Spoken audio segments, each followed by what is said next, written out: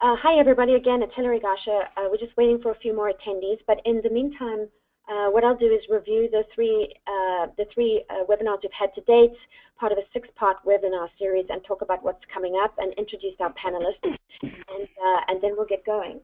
So, as you know, the goal, marketing plays a huge role in the organization, both building brand, driving awareness, and contributing to revenue. I think it's not always clear to everybody else in the organization how marketing does drive that revenue and what the direct line of sight is to revenue, and that's why we put together this webinar. And what we're really doing is having our portfolio companies who we consider best in class at the various capabilities talk to you and let you know what they're doing. So please feel free to email in questions using GoToWebinar, and also I know that the panelists are more than willing to talk to you after the webinar and give you their advice or go through things in detail with you and your specifics. So we've had 2 webinars so far. The first was the key metrics that every marketer should track. What should your dashboard look like, your own dashboard, and then what should be the dashboard that the board looks at. The second one was how to collaborate effectively with sales and marketing. And we recently held our sales conference where all the heads of sales came together, and we presented that to the sales leaders so that they're also on the same page with us about that kind of collaboration. And today we turn to the topic of demand generation. It is a topic that's near and dear to my heart. I can't tell you how many of our portfolio companies, when I ask them what the ROI is on their marketing spend on demand generation, they don't know the CAC number, they don't know the cost of customer acquisition, they don't actually know the CPL by channel, and that sort of drives all of us crazy, because if you don't know how to measure it, you certainly can't manage it, and therefore just don't spend the money because you know it's wasted. And so with that, I'd love to introduce our panelists for today. We'll come back to that. The panelists for today are Denise Brody, CMO of Workforce Software. Don't think she needs any introduction since she's spoken at the last 2 webinars. And then Laura from Drilling Info. Laura works very closely with Maria, the CMO, who spoke last time. But Laura really runs the demand gen function at Drilling Info and has developed lots of both metrics and effective demand gen programs, and she's going to share those with you. So this is part of a broader on-site marketing initiative, which is run by Julie and Ashley, many of whom you know, and we're just putting up there all the ways in which we can help with marketing. Feel free to reach out to us at any point. And so with that, I'm going to turn over to Denise Brody. I know Denise is there, and she's going to take control and talk to you about the demand gen journey that she's taken Workforce on since she joined the company about 8 or 9 months ago.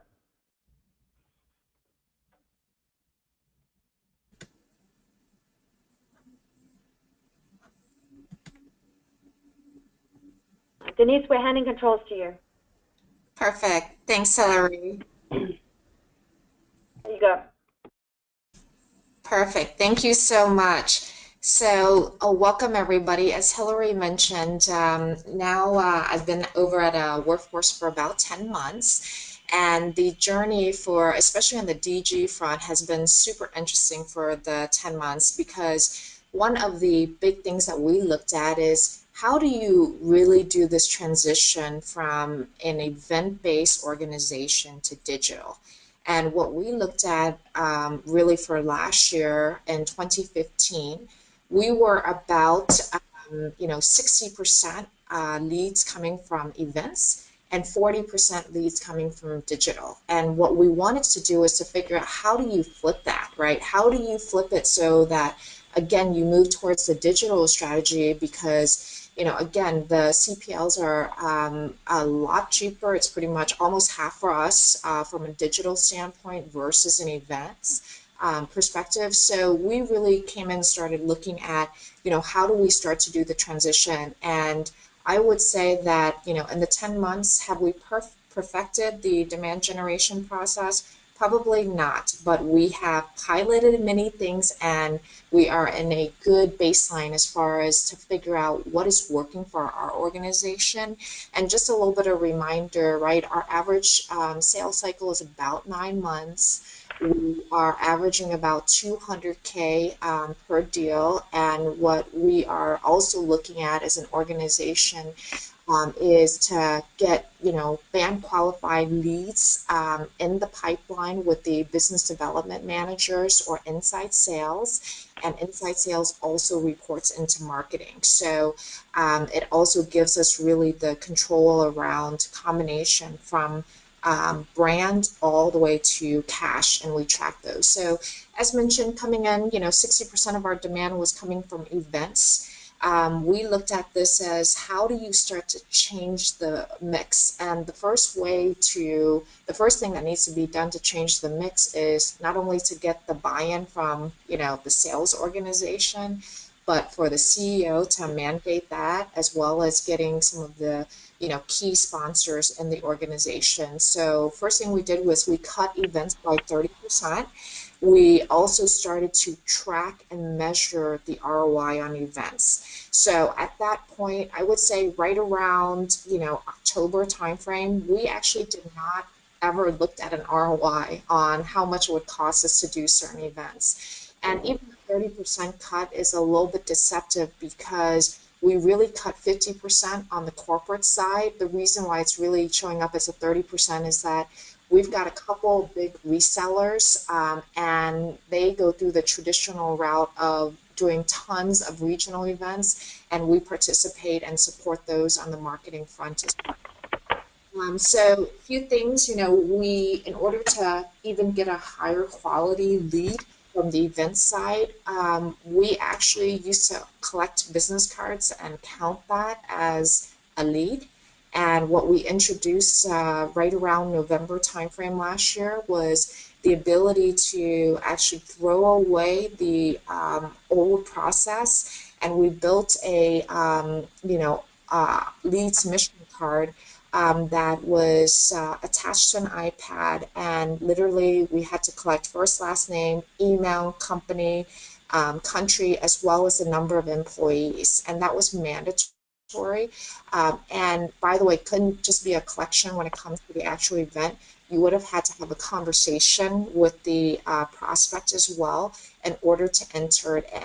And then immediately as it gets entered, then it automatically updates to Marketo as part of the overall process. So this was huge for us. Is just, and it sounds so simple of, reducing the events, measuring the ROI, introduce an automated way to, pull the events in, or the leads coming in from all of the events. But we actually started the initiative and then piloted first in EMEA, where we have fewer events, and then it went to Australia, and then finally came to the US. We also added a regional set of events called Vision. And here I just showed a sample. We had a couple of them set up. So again, instead of just participating in, other vendors' events and organized events like an HR tech, we wanted to bring the user community together, but also blend it with prospects. We had Vision in the past, but it was for 3 days. It was only existing customers, and we had anywhere from 5 to 7 prospect shows. So we decided to reorganize the Vision so that it would be 1 day. We would get the prospects out there. And this past year, or this past Vision, we ended up touching about 13 million in pipeline. And by the way, even asking the fundamental question of, when we have a Vision and we get the opportunity to bring the existing customers as well as prospects there to really do the selling for us, we had never measured pipeline touch for that.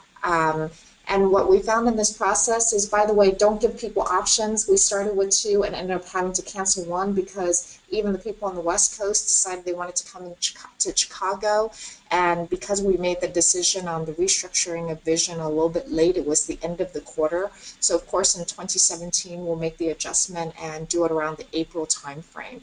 So again, focus on the regional events so that we have much more control around the messaging, as well as who we invite as part of the overall, grouping of customers as well as prospects. So once we started to square away the events, then we started to look at how do we look at the digital focus, right? So we started to divide how do we focus on top of the funnel when things come through, whether it's, through the website, through social, how do we go through the nurture process once it gets to the middle of the funnel? And then what do we do once it gets to the bottom? And we looked at a few strategies. So, again, looking at SEO was also very important for us. We increased, with focus there, we increased 20% of our organic visitors as part of the SEO investments. And just to even redirect as well as index much of our website. And don't forget, we didn't make any changes into our website until the May timeframe. So it was taking what we already had and really optimize it in order to improve the search terms, in order to, get on the first page of Google. And we diligently, I would sit with the team every single month, start to go through, which search words were effective. And we even had some recommendations when we started to roll out social selling with LinkedIn internally, that they wanted us to change. They suggested, hey, do look at, personnel management versus workforce management, because that's where we're seeing the shift. But when we plugged that in, it actually didn't work for us. So these search terms become very important as part of the overall, process. And of course, other things you see here, retargeting, Google AdWords, happy to talk to you, but this just gives you an idea on some of the things that we've done. We also had top of the funnel, quite a bit of, paid search as part of this. And we were able to drive about 765 demo requests as part of that. And that really helped us to take our, at this time, at the low for us for marketing qualified leads at 2015 was about 50 leads. By the end of the year, we had gotten up to about 600. So you really see the big improvement in really focusing around, the flow from the top all the way to the bottom of the funnel. I just felt that in the middle of the funnel, we wanted to share, and I'm not sure if you're using, content syndication for the pay per leads, right, for the various channels. But I joke about it. It's a little bit like looking at a bullseye, right? You're just throwing the darts and trying to figure out what actually works. So it takes, I would say, about 6 to 9 months to figure out if the content syndication channel is an actual good channel for you or not, right? So we did tech target. It wasn't great. Actually, it was terrible, and we ended up canceling it. We also looked at things that were in our space, like recruiter.com. That also didn't work, so we retired that as well. And I would say that, again, give yourself 6 to 9 months, because there are certain things that initially you look at and you go, may work, but at the end it didn't generate the leads that we were looking for. And then, we were super excited around LinkedIn and having the paid content through LinkedIn, which actually helped us in getting followers. And I would say sprinkle that through the various blogs that you have, but it didn't actually generate any leads for us. So we decided to take the funding that we would have put to generate the leads to really get people to come to the website and, through the blogs versus just through some of the advertising that was available as part of that. Once we got to the bottom of the funnel, one thing that I did want to share with you is that we actually used a company called Metric, and that actually resulted in about 40 leads. So they're not just posting content on their channels, they're actually calling in as well. And for us, we ended up getting 1.2 million in opportunities. So that for itself paid. But regardless of what you do between the top, and especially at the top, I think that this slide is critical, right? Because you gotta really look at your content and how do you target that so that it's audience based. So thinking about, the content syndication side, thinking about, the folks that are searching on Google, who's the audience that you're trying to get to, and how do you rebuild the content so that between the top, the middle, and the bottom of the funnel, each one of the channels that you go through will have the appropriate content. And I think Laura will talk about this as well, which is ultimately content is king if you want to do digital. So the question is, how do you flavor it and create that persona so that you get to, the right person at that point in time. So again, this is just more detail. You can go through the, PPLs here and look at some of the stuff. And I wanted to put at least the name of the content syndicators as we look through the middle of the funnel so that you can see what our results were. But you may end up trying one of these and getting a much better result than we did. As mentioned, Tech Target, one we just decided to eliminate as part of the process. But it does take about 6 months to each content syndicator. You need to write the script for them. You need to place your content in there, and then you've got to monitor it and figure out how do you do the acceptance. And we also found that, when there was a duplicate lead, like how do you communicate that? But there has got to be a dedicated person to really look at each one of these. Otherwise, you're just going to be accepting leads that are not good as part of the process.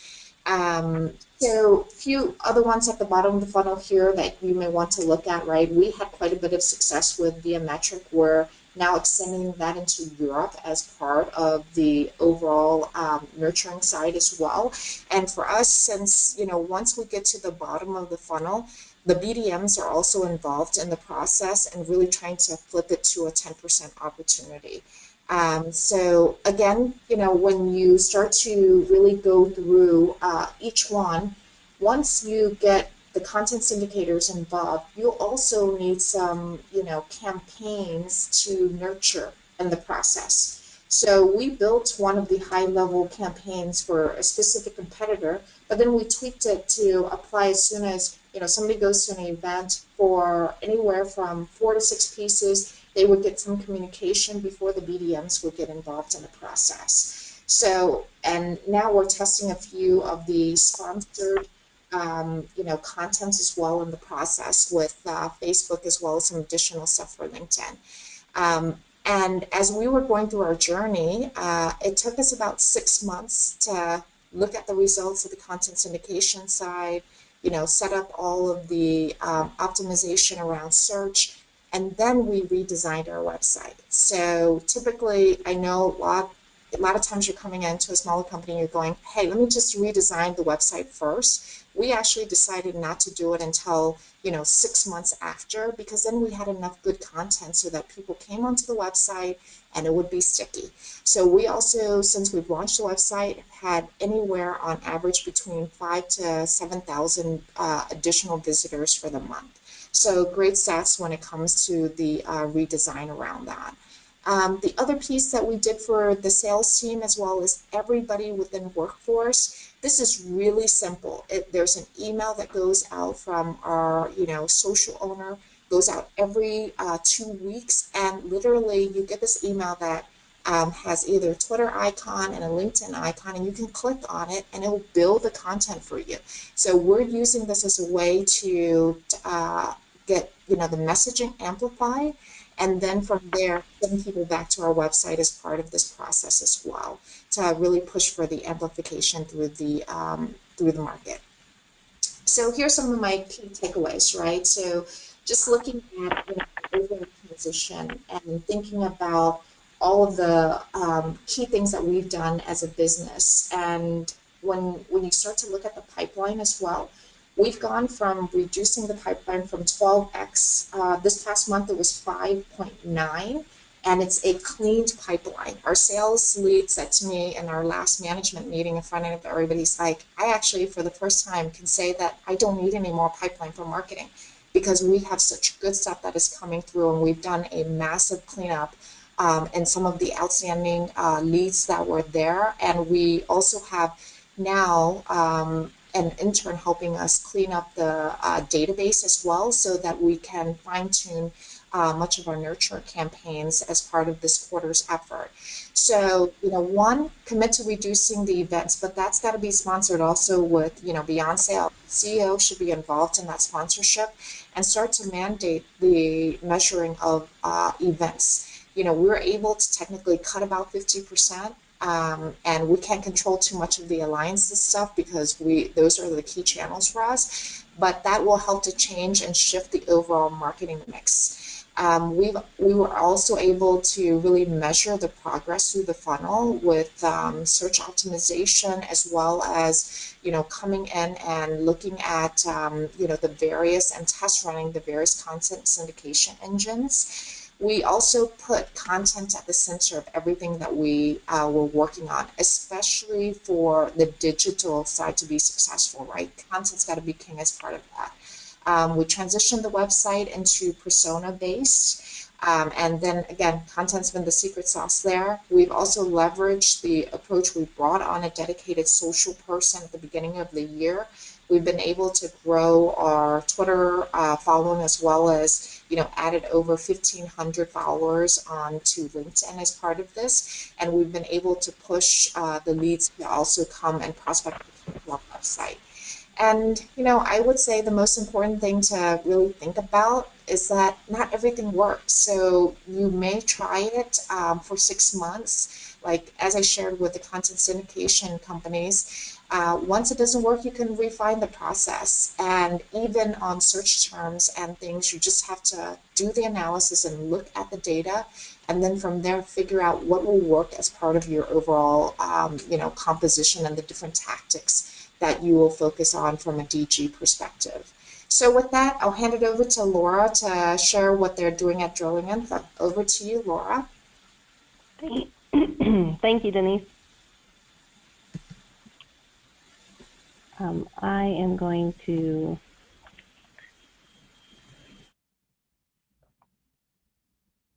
share my screen.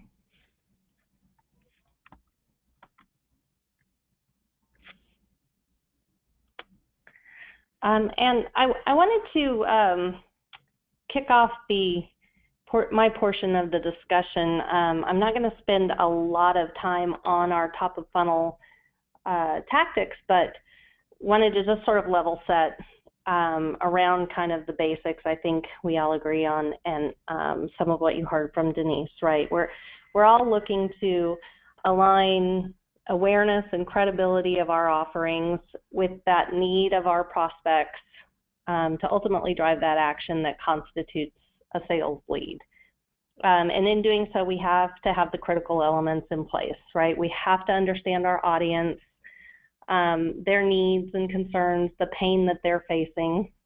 And whether you do that by function level or very crisply defined personas, that's critical. And then secondly, of course, content is king. I totally agree with everything Denise said around that.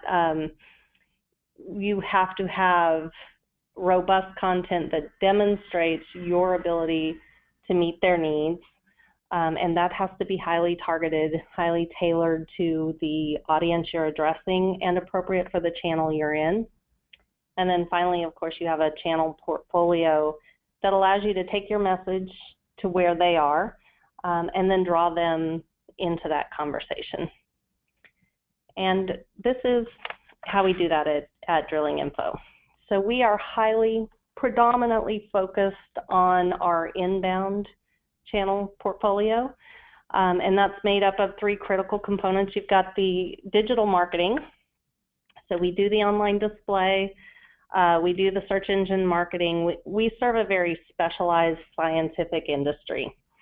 And so the news feeds and the trade publications that they engage in are critical sources for us to feed a prospecting database through which we then engage and nurture in a pretty straightforward email marketing and marketing automation process. We also have a pretty broad event marketing portfolio. We do engage in third-party events, but more and more we're driving people to our own hosted events, whether that's a customer conference or seminar, a lunch and learn, or even virtual events. So a broader and broader portfolio of webinars that we serve up live and then record and continue to serve up in kind of an evergreen fashion to engage customers, give them an opportunity to to really learn more about the solutions that we offer. And finally, of course, social media, which has been an interesting journey because conventional wisdom in our industry is that people don't engage in social media. But at the end of the day, of course, customers are people, and people who don't live under a rock have some level of presence on one of the big three or all of the big three, Facebook, Twitter, or LinkedIn. And we've actually seen quite a bit of success in those channels, both driving our own community following, but also, and maybe more importantly, using those community profiles to target lookalike, like-minded peer set of decision makers who might never have really seen us in the other channels or might not have known our name. And our followers help us expand that reach.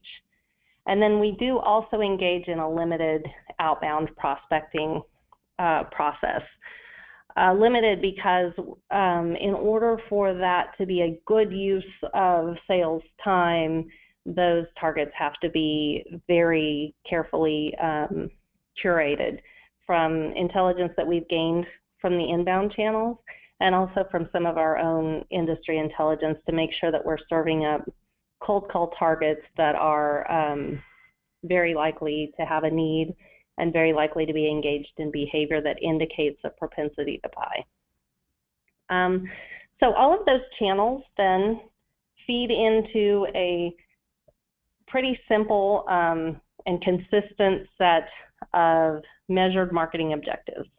So we always drive people to a digital destination, whether it's website, landing page, or maybe a destination social site, but where we can measure those visits and views, where we very carefully measure what content they're consuming, how much of it they're consuming, how much they're participating in the conversation, and then ultimately, of course, we're seeking those form fills.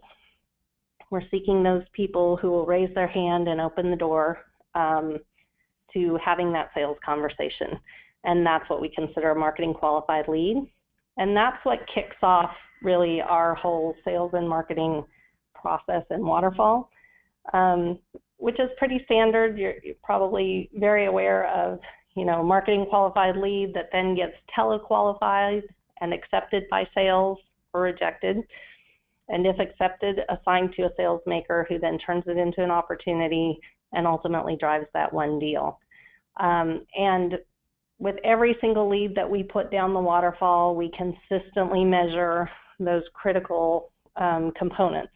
So conversion rates at each level of the funnel, how many get accepted, how many turn into opportunities, how many are won. That gives us a measure of quality back at the top of our funnel. And then we very, very closely scrutinize aging. A qualified sales lead is arguably the single most perishable asset a company can own. I think we all know they cool off after 24 hours. And I've seen analysis and done analysis that indicates they are, all but stone cold dead within 3 days. So if you have, through a marketing stimulus, created that aha moment where your prospect sees your solution as an answer to their problems and they've opened that window, you have to get in there right away. And so it requires very vigilant management of that aging.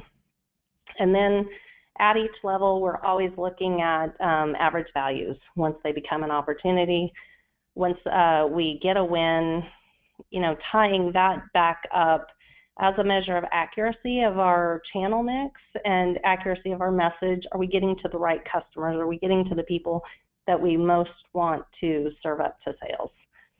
And all of that goes into, our ultimate campaign level measurement of what is that pipeline against our spend?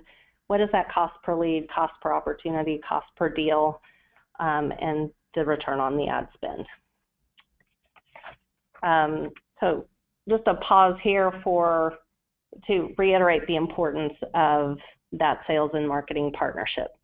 The level of scrutiny and the weekly disciplined management process that, is what we have to have in order to optimize the revenue, cannot happen without a very close partnership between the head of sales and marketing and all the way down through the management channels. So we have to make sure we're aligned on goals. We have to make sure that while we're measuring everything, we're all agreed on what those measurements mean, and then that we are all committed to consistent and timely management of those measures. And here's kind of how that process works at Drilling Info. Our goals are set at the beginning of the year, and we check them quarterly to make sure they're still on target. And the way that we do that, the way we set goals for leads is simply by reversing our waterfall performance. So we understand exactly how many leads it's going to take for our sales folks to hit their incented revenue goals. And then we construct those top of funnel campaigns designed to get at 3,000 marketing qualified leads per quarter, as an example. And we start out each week with a breakdown of all of those campaigns into their component parts. And then we simply map those based on their expected contribution by week, so that we have a weekly view of the lead projections that we're feeding to sales. It isn't fancy, but it does help us make sure on a very timely basis that we're keeping them fed and focused on the leads, but we're not flooding them and causing an unintended consequence on the aging of those leads, and that they know what's coming up and what things are driving the leads and how to address those hand raisers, as they call them. And then, of course, it helps me to know that I'm driving by looking forward, as opposed to exclusively looking at past performance, and sort of driving by looking in the rearview mirror. But on a weekly basis, we're looking not only at projections, we're looking at actuals, and we're adjusting for any shortfalls or even in some cases, some overperformance of a particular event or a particular activity, again, in the interest of giving them enough to keep them adequately fed, but not so much that they allow our leads to age. And then we aggregate the data of that performance in a number of different ways. So here you can see it's by channel and over a longer period of time. That's making sure that we're not missing any effects of seasonality. We'll also look at our total waterfall by campaign, by particular message, or sometimes by a specific audience segment, always scrutinizing each level of this funnel, from the conversion rates, the aging, the average values, all the way down. And we're looking for anomalies. We're looking for changes in trends or anything that might be causing a clog that ultimately is going to affect those bookings. And we're looking at this level of detail on a weekly basis together with sales and marketing, and also our product management groups, in the instances that we see things clogging within a specific product set. And then I mentioned, we keep a very, very close eye on aging. And we do that in a couple of different ways, always by owner, and at each level of the funnel. So if a sales accepted lead is assigned to a sales maker, if an opportunity is created, and we have triggers. We use our marketing automation system, has been HubSpot. We've recently transitioned over to Pardot, and we have designed into our Pardot workflows and nurture streams some trigger points that help us manage this. So if we see a lead aging for whatever reason, we can kick off a series of activities or tasks, either owned by sales or owned by a marketing action, that'll help keep that waterfall flowing. We look at aging in a couple of different ways. In a vacuum by particular owner, so we can help them, and then rolled up in ways that allow our sales managers to sort of support that velocity as well. And then, of course, it's always with an eye to how the speed of the pipe, how the speed of the lead flow to opportunity is impacting our pipeline on a week-over-week basis, and how we bridge any gaps that we see resulting in that pipeline. So we may see that a given audience type is not producing what we were expecting, and we either need to send them additional stimulating content or invite them to an additional event or training even, or we may need to shift our focus to a segment of the market that is responding at the current time. And so sitting through this type of governance on a weekly basis enables us to do that. And this slide is simply to say, some of you may be aware, but our industry has had its worst downturn since the 1980s, and yet through this kind of an engine and process, we are able to continue to grow our new logos and continue to upgrade our customers even during a downtime. I think that's the most critical thing for us. Having this constant review and the feedback of what's working and what's not working at each level of our funnel, and in particular, which pieces of content are performing as expected or better than expected, and which pieces need improvement, really help us to optimize any opportunity that is out there, even if the industry that we're focused on is not in boom time.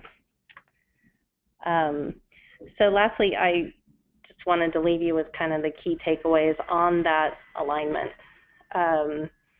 I think making sure that even before you structure your campaigns, everyone's in agreement on the goals. Everyone's in agreement on the tactics for those goals, specific to which customer personas we're addressing, what their needs are, what they respond to, what they responded to in the past. Making sure that everyone's in agreement on our service levels. So they agree with us on the number of leads that we'll serve them to consume, and we agree with them on the speed at which they're going to contact those leads, qualify those leads, and provide that feedback to us. We're all in agreement on these metrics, and there is a significant amount of discipline required to stay focused on a limited few. It's still a lot of data, a lot of information, but anything that isn't measurable isn't done, or at least it's not invested in. And you measure only those things that truly indicate the success of the program, right? Truly indicate action to be taken. So the quality of the leads, the quality of the sales process, and the accuracy of your channel mix and your campaign messaging.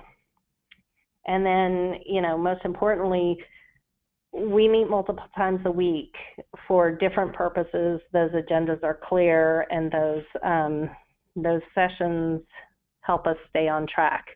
And so it's a critical component of ensuring that we have credibility within our own groups, and especially back to our customer sets. So that's great. That's everything from me. I'm going to hand this back to Hillary. That's great. Thank you, Laura, and thanks, Denise. That was really interesting. We did have one question come through. I'm going to unmute Paul Farr. Paul, you had a question just around some of the technologies, and then if anybody has other questions, please post them and we'll unmute you and you can ask your question, or I'm happy to ask it for you. So Paul, if you're still online, we're unmuted. I'm actually masquerading as Paul Farr. This is Juliet Forte from Kaseya. There was a sorry about that. There was a technology mentioned in the last presentation. It sounded like it might have been Viametrics, and it sounded like it was quite successful. So I was just wondering what specifically that was, because I'm not sure I got the name right. Yeah, so happy to answer that. So Viametric is a content syndication company, and what we did was we provided the details of our target audience. We worked with them to produce a set of targeted emails. Then what they provided in turn is a prospect list for us to exclude. So we would validate that around our database, right?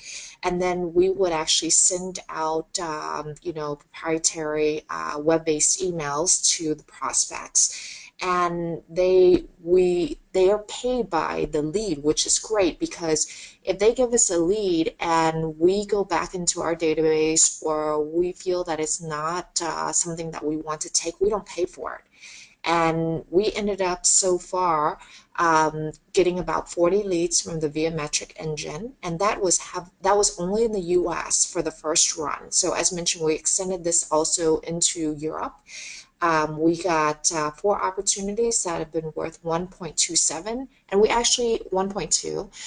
We also had one that actually closed all the way to cash. Wow. Excellent. Thank you for sharing. Great. We have a question. Go ahead. I would just wanted to add, you can also send me an email, happy to share our contacts. And if you would like to speak to Christy Willis, who runs the content syndication as well as the inside sales team, happy to have you also meet with Christy. That's great. Kathy, I'm going to unmute you. Kathy's from CMO at Investment. Kathy, you have a question?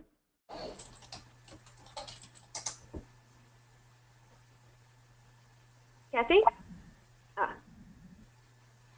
No. Okay, I'll read out a question. So Kathy's question was, are there any tools that you're using that create social media ready content that you can deliver to the sales organizations for kind of retweeting and stuff?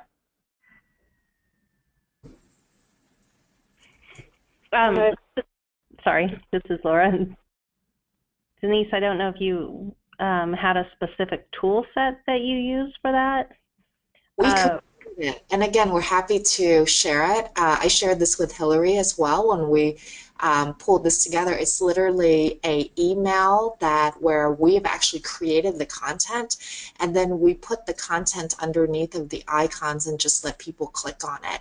And that way it builds the amplification. And we, especially for things like press releases, what we found is if we're hooking a customer into a press release, put it through the social channels, we get about 10,000 impressions through the various channels. So it's been a great way for amplification, and we just built it into an email format. We didn't use any tools.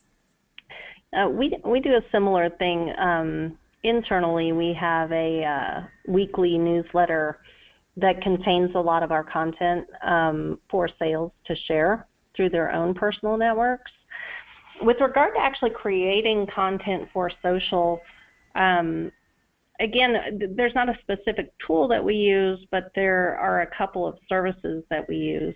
And typically we'll start with an in-depth white paper or discussion, of a solution, and then we'll break that piece down into component parts and repurpose it as social graphics or infographics that are a little longer form of a social graphic. We'll break data stats into snippets that can be tweeted out and do a lot of scheduling of the posting of those content component pieces. But we don't use any specific technology to do that for us. That is what our content marketing, our product marketing team in particular focuses on an ongoing, regular basis. Thanks, both. Another question from Live Action, which I'll read. The question was, how do you determine the personas of people downloading content? Is there a drop-down box? or when they come to the website, do you have different pathways through the site for different personas? How do you manage the kind of persona messaging?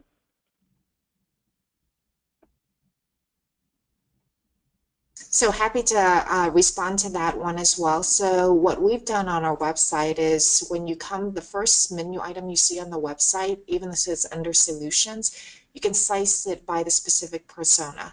And we actually had about 8 different personas as part of our research that we found, but we decided to only go after 3. And then what we've done is we've also weaved the persona through as you're strolling through the website as well. And when we're building things like, for example, an animation video, we will do it specifically for finance or even more specific for payroll. And then from there, we will weave that into, the website as well.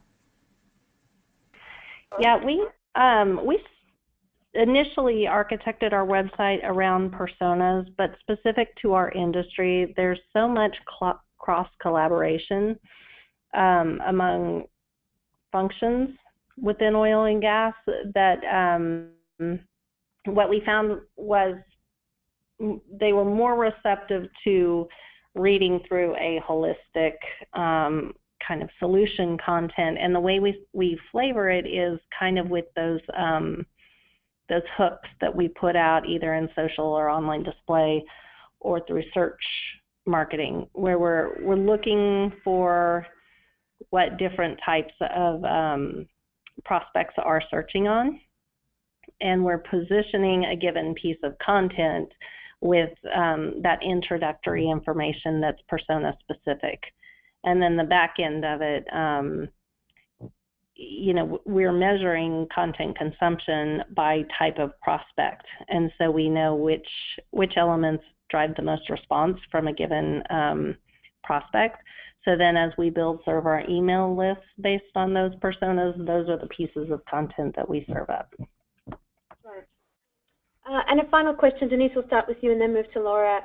The final question is, what percentage of your budget are you spending on demand generation programs versus other kinds of marketing budget, maybe sales enablement or product marketing or content marketing? How do you think through your overall budget breakdown and the amount allocated?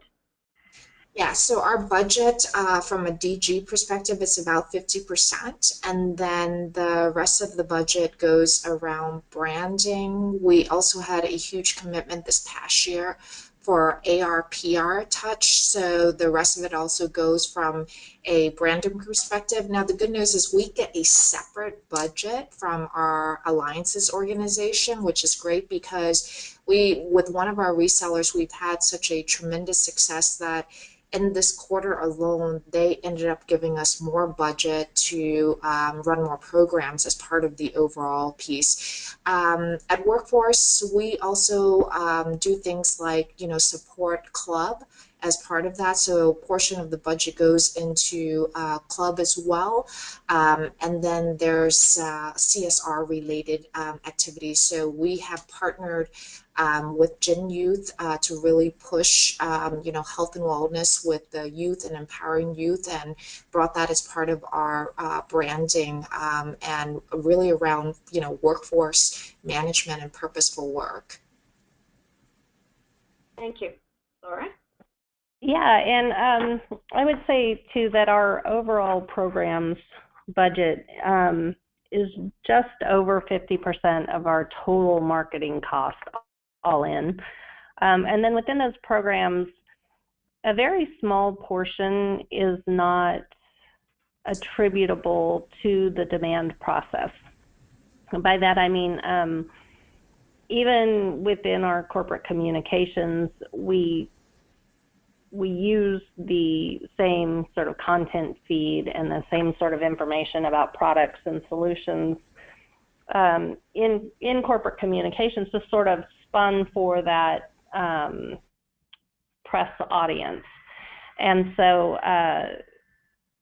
specific to direct lead gen activities, those online ads, search engine marketing, social marketing, event components of the portfolio, I'd say they make up probably 45% of the total program's budget, but then something closer to 70% of the program's budget is directly supporting of demand generation activities. So those components include that original content generation or the persona definition work, and a lot of the sales enablement activities and operations that we do that I wouldn't consider to be direct lead gen spend. Got it. Just to clarify, Denise and Laura, when we're talking budget, I was talking programmatic spend only, not people as well. So can you just, I presume that's how you answered the question. I just want to clarify that wasn't overall marketing budget, including personnel. It was just programmatic spend. That's just programmatic spend, yes. Yeah, I started with the statement that just over 50% of our overall budget is program, and then the rest of my answer is directly within that program spend. Great. Well, we don't have any other questions, but I know that people do have a lot of questions afterwards. So the plan is we've now done 3 webinars, and we'll be sending out the webinar slides and the link to the audio to everybody who signed up. So feel free to obviously look back.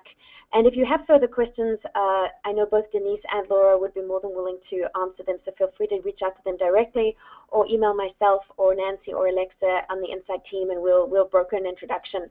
But I do want to thank everybody for joining, in particular our hosts today. Denise and Laura, phenomenal job. I hope everybody in the portfolio finally reaches the level that you guys are at, and thank you both for sharing what you do. It's really helpful for everybody else to hear. So with that, hope everybody has a wonderful weekend, and our next webinar is in September, and hope to see many of you again there as well. We'll be talking about product marketing at that webinar. Thanks, everybody. Thanks, Laura. Thanks. Bye.